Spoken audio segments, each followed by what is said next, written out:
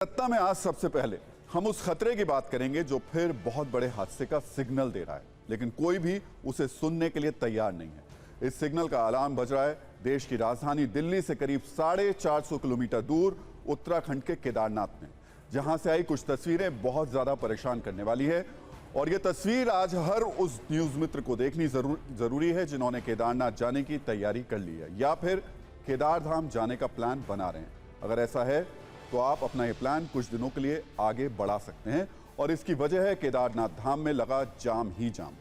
चार धाम यात्रा की वजह से पहाड़ों पर बढ़ रहा ऐसा दबाव जो कभी भी एक बहुत बड़े संकट में तब्दील हो सकता है, जिसके बारे में आए दिन तमाम पर्यावरणविद आगाह करते रहते हैं। इसलिए आज हमारी इस खबर को देखने के बाद आपको ये समझ में आ जाएगा कि जिंदगी में पुण्य जरूरी है, लेकिन उससे पहले प्राण जरूरी है। दरअसल केदारनाथ धाम जाने के लिए श्रद्धालुओं की संख्या में इस वक्त बहुत तेजी से इजाफा हो रहा है। इसका नतीजा ये हुआ कि अब उत्तराखंड के सोनप्रयाग में श्रद्धालुओं की जबरदस्त भीड़ जमा हो चुकी है। पार्किंग फुल है और होटल हाउसफुल हैं। रास्तों पर इतनी लंबी लाइन लग गई है कि मिनटों का सफर भी लोगों को घंटों में तय करना पड़ रहा है। छोटे बच्चे, महिलाएं, बुजुर्ग सभी इस जाम में अटके हुए हैं। और अब हालात ये हैं कि केदारनाथ धाम में भीड़ की टेंशन की वजह से रजिस्ट्रेशन को रोक दिया गया है। केदारनाथ यात्रा पर निकले लोग रास्तों में कैसे फंसे हुए हैं, परेशान हैं।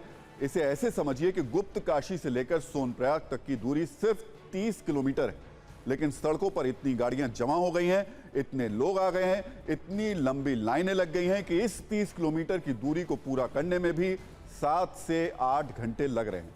सोनप्रयाग के बाद केदारनाथ यात्रा का अगला पड़ाव गौरीकुंड है, जहां से केदारनाथ धाम के लिए पैदल यात्रा की शुरुआत होती है। सोनप्रयाग से गौरीकुंड के बीच की दूरी भी सिर्फ 5 किलोमीटर है, लेकिन टैक्सी के जरिए यहां तक पहुंचने में भी लोगों को 1.5 से 2 घंटे का वक्त लग रहा है। यानी केदारनाथ यात्रा के लिए पहुंचा श्रद्धालुओं का अंबार अब स्थानीय प्रशासन के सामने मुसीबतों का पहाड़ बनता जा रहा है। केदारधाम के द्वार 25 अप्रैल को खोले गए थे और तब से लेकर अब तक करीब 7 लाख भक्त केदारनाथ धाम के दर्शन कर चुके हैं। रोज करीब 20,000 श्रद्धालु केदारनाथ के दर्शन कर रहे हैं। और अब हालात ये हो गए हैं कि 24 घंटे में 22 घंटे श्रद्धालुओं को दर्शन कराए जा रहे हैं। 24 में से 22 घंटे, यानी आप समझ सकते हैं इस जनसैलाब की वजह से पहाड़ों के साथ साथ प्रशासन भी दबाव कितना ज्यादा महसूस कर रहा होगा। 31 मई तक करीब 13 लाख लोगों ने केदारनाथ धाम में दर्शन करने के लिए रजिस्ट्रेशन कराया था, लेकिन जिस तरह से लोगों की संख्या बढ़ती जा रही है उसे देखते हुए 15 जून तक केदारनाथ यात्रा के रजिस्ट्रेशन को रोक दिया गया है। केदारनाथ धाम में दर्शन के लिए जिस तरह से लोग पहुंच रहे हैं उसने केदार घाटी में बहुत हैरान और परेशान करने वाले हालात पैदा कर दिए हैं। जैसा आप जब किसी मेट्रो स्टेशन से निकलते हैं और ऑटो वाले को बुलाते हैं तो आपके सामने ऑटो की लाइन लग जाती है, यही हाल इस वक्त केदारनाथ धाम में हेलीकॉप्टर्स को लेकर हो गया है, जो ऑटो की तरह चलाए जा रहे हैं। बस यहाँ फर्क इतना है कि लोगों को हेलीकॉप्टर के टिकट तक आसानी से नहीं मिल पा रहे हैं, क्योंकि सड़कों के साथ साथ हेलीकॉप्टर भी हाउसफुल हैं। करीब करीब हर 5 मिनट में हेलीकॉप्टर केदार घाटी के लिए उड़ान भर रहे हैं और लोगों को केदार घाटी से वापस हेलीपैड पहुंचा रहे हैं। हाल यह है कि एक दिन में सारे हेलीकॉप्टर मिलकर करीब करीब 250 उड़ान भर रहे हैं, जबकि 8 साल पहले इनकी संख्या 20 से 25 के बीच हुआ करती थी। मौजूदा वक्त में करीब 12 या 13 हेलीकॉप्टर ऑपरेशनल हैं, इसलिए 250 के हिसाब से एक हेलीकॉप्टर औसतन 21 उड़ान दिन में भर रहा है। न्यूज मित्रों को बता दें कि मौजूदा वक्त में 9 कंपनियां ऐसी हैं जो केदारनाथ जाने के लिए हेलीकॉप्टर सर्विस मुहैया कराती हैं, जबकि 9 हेलीपैड ऐसे हैं जो ऑपरेशनल हैं।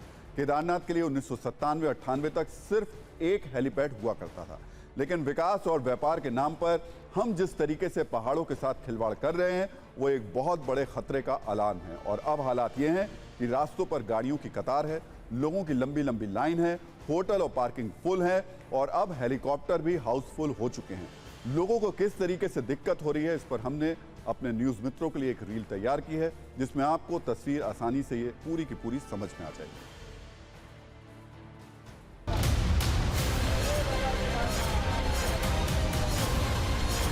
उत्तराखंड में 4 धाम यात्रा का समय चल रहा है। देश भर से लाखों तीर्थयात्री उत्तराखंड पहुंच रहे हैं और 4 धाम यात्रा के लिए यमुनोत्री, गंगोत्री, केदारनाथ और बद्रीनाथ पहुंच रहे हैं, लेकिन उनको भारी असुविधा का सामना करना पड़ रहा है। तो यहाँ पर कोई पुलिस प्रशासन नहीं है, गाड़ी इधर जा रही है उधर जा रही है, बहुत दिक्कत आ रही है। पहली बार देख रहा हूँ अव्यवस्था फैली हुई है और शुरू से लेकर कोई एक पुलिस वाला नहीं जो पार्किंग की व्यवस्था देख ले, गाड़ी कैसे लगनी है, गाड़ी कहाँ रोकनी चाहिए, पूरी पब्लिक बच्चे सब परेशान हैं। 3 घंटे हम ऐसे ही खड़े रहे हैं, हमको जो है फंसा दिया गया है। मतलब ये जो है सिस्टम अभी बहुत ख़राब चल रहा है। ये सीतापुर की पार्किंग है और आपको यहाँ पर गाड़ियों से खचाखच भरी हुई ये पार्किंग दिखेगी। बसें खड़ी हैं और निजी वाहन भी बड़ी संख्या में यहाँ पर खड़े हैं। तमाम जो पार्किंग है वो यहाँ की फुल हो गई है और इसके बाद भी वाहनों का आना लगातार जारी है। ये जो संख्या है वो नियंत्रित नहीं हो पा रही थी। इसी के कारण सरकार को ये निर्णय लेना पड़ा कि 15 तारीख तक तमाम रजिस्ट्रेशन रोक दिए गए हैं। जो रजिस्ट्रेशन 1 जून से पहले हुए थे वही श्रद्धालु इस वक्त आ पा रहे हैं और 15 जून तक अब कोई नया रजिस्ट्रेशन नहीं होगा। 3 बजे से चल रखे हैं सर, आप पहुँचे हैं यहाँ पर आके, इतना ट्रैफिक है। आगे 3-4 हज़ार लोगों की भीड़ पड़ी हुई है। 1 घंटा हो गया हम लोगों का लाइन में। 1 घंटे लाइन में एक भी आदमी नहीं खड़ा के लिए इतना टाइम वेस्ट करना बहुत बेकार है। दूर से आते लोग। कितनी देर में आगे भी बता रहे हैं लाइन लगेगी कहीं। पार्किंग की असुविधा है और मतलब ये लाइन साइंस देख के उतनी अच्छी प्रशासन की सुविधा नहीं है। हेलीकॉप्टर टिकट्स भी है पर उसका सर्वर ही क्रैश हो जाता है जिस दिन साइट खुलता है। हम लोग 1 महीने से परेशान है पर हेलीकॉप्टर टिकट्स नहीं मिल रहे हैं। लगातार ये 2 काउंटर लगे हैं सर, आप देख लीजिए। आप मैं चाहूँगा कि कैमरा भी दिखा दें सर। बिल्कुल, तो आप देख सकते हैं कि ये सामने यहाँ से लोगों को आगे की तरफ जाने दिया जाता है और यहाँ पर जो रजिस्ट्रेशन है उसको वेरिफिकेशन का काम यहाँ पर कराया जाता है। लोगों की शिकायत है कि पहले एक ही काउंटर था। नहीं सर, अब 2 काउंटर बन गया है सर। अब 2 हुआ है जी सर। तो एक काउंटर हमें यहाँ पर एक्टिव दिखाई दे रहा है। कितने वेरिफिकेशन काउंटर्स हैं यहाँ पे? यहाँ पर है सर 3 है ये वेरिफिकेशन काउंटर। ये तो ये बंद दिखाई दे रहा है। नहीं अभी बंद है सर, वो ऑफलाइन है। वो रजिस्ट्रेशन जिसका है उसका वेरीफाई कर रहे हैं यहाँ पर। ये इस बार भी हम देख रहे हैं कि अभी 1 महीना नहीं हुआ है यात्रा को शुरू हुए। 25 अप्रैल को कपाट खुले थे और आज देख ही रहे हैं कि यात्रा पिछले साल जैसी यात्रा ही हमारी तकरीबन चल रही है।